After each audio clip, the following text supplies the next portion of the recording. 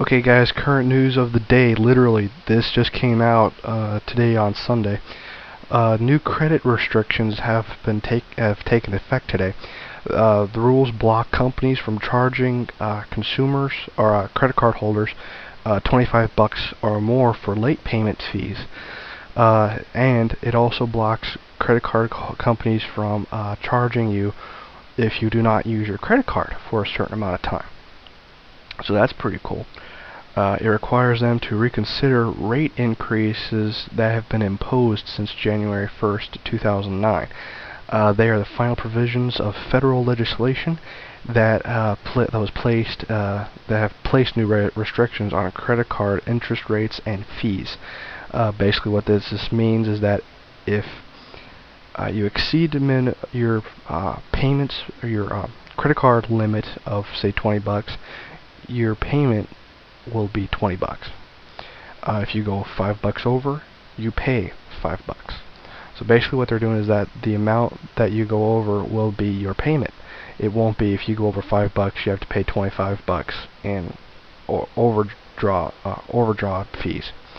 It's not going to work like that anymore. So this is the biggest credit card overhaul in history.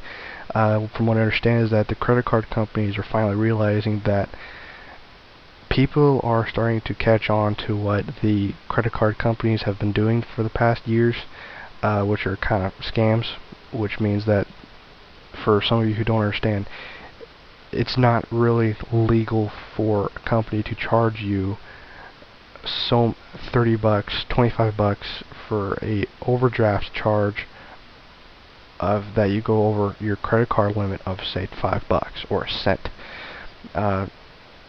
Now that the bank industry has already made changes in response to the Credit Card Accountability Response and Disclosure, or the CARD Act of 2009, you will not have to pay multiple fees that you may have been paying now for years, since 2009. Those multiple fees of overcharging, you going over your limit, or you not using your credit card are no longer going to be in effect. If you do not use your card, you don't get any fees. If you go over your card limit, you only pay that amount. Now, a spokesman said, "The industry has moved swiftly to implement all of these changes, and the final piece of the puzzle is now in place," said Kenneth Clayton of the American Bankers Association. Consumers will immediately notice the new penalty fee limit of $25. This is the central idea of the new credit card law. This leaves room for large penalties for fees to be charged if a consumer has shown a pattern of repeated violations. Okay, so now that you have a fixed set rate of over the limit charges, your other penalty and fees that they don't really the article didn't go into detail, which I wish it did. The other charges that you may pay for your credit card and penalties may go up. So, or if the card issuer can show the higher fee responsibility offsets its own cost in dealing with the violation that it spurred the penalty. There will be more multiple late fees if it is based on a single late fee. There will be no more. That's what I've been saying this whole time now. If you go over, if you have late fees, there will be only one late fee, not multiple. You will not start doing a snowball effect of late fee charges, supposedly. However, if a credit card holder, now here's a little bit of clarification for you, I hope. If a credit card holder is late or over the limit 2 times within 6 months, credit card issuers could hike a second penalty of $35 or more, or possibly more, if issuer can justify mean fee to regulators. Okay, so say you go over $20 twice within 6 months of your credit card, you pay $35 maybe even more, if they can make it justified. Although Federal Credit Union is cracking down on penalty fees, so if Federal Credit Union finds that your higher fees that you pay for going over twice is a little extravagant and a little bit too much, your credit card holders should be able to take those extraneous fees off and make it a little bit more reasonable.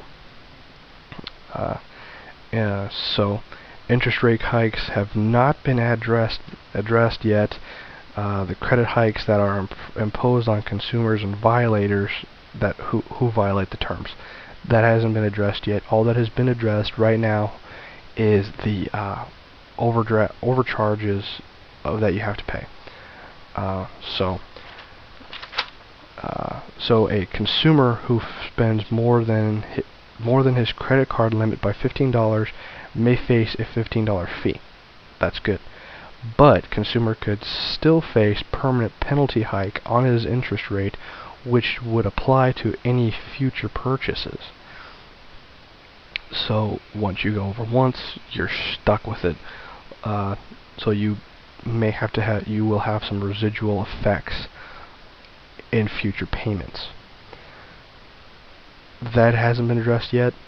It should, I think. Once you get it paid off once, that's it, and it's done with.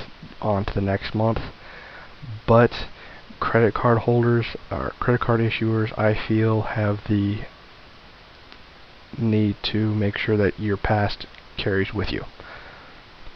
Financially, that may be true, but that puts me, the card holder, in more debt, which puts me under their thumb longer. The whole credit card, your credit card number, your whole your credit score, that's what I'm trying to say. Your whole credit score, if it's not good, if I'm trying to improve my credit score by getting out of debt, why should I have X amount of debt that shows that I have a good credit score? That to me is a little stupid. Your credit score, I think, should be good if you have no debt. You should have a perfect credit score if you have no debt. To me, that's what I think your credit score should be. You should have, the supposedly good credit scores if you have no debt. Obviously, credit companies think differently than what I do. But this still some bank companies have concerns. Financial Service Roundtable's senior lobbyist Scott Talbot warned that the Federal Credit Union cap on penalty fees will limit industry's abilities to offset the risk that credit card holders don't pay their bills. So that's all that the article said. I just gave you the whole article in verbatim.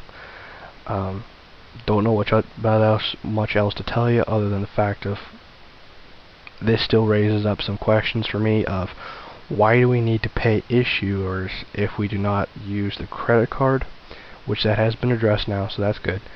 But why should we pay interest upon interest for late fees? Again, that goes back to the whole, if we go over the card limit twice in 6 months, we have to pay $35 or higher, or possibly higher, in credit card late payments, and you will have residual, meaning you will feel the effects later on in future payments of your credit card. I don't agree with that. I think, again, you should have your credit card past stay the past, and your credit card present and future be able to be left up to me, the credit card holder. I do think that you should have a good credit score by deleting debt. From what I understand of credit card scores, if you are in debt, let's say you have 3 credit cards payments that you make, and you don't pay them off, but you pay off later payment fees, those 3 credit card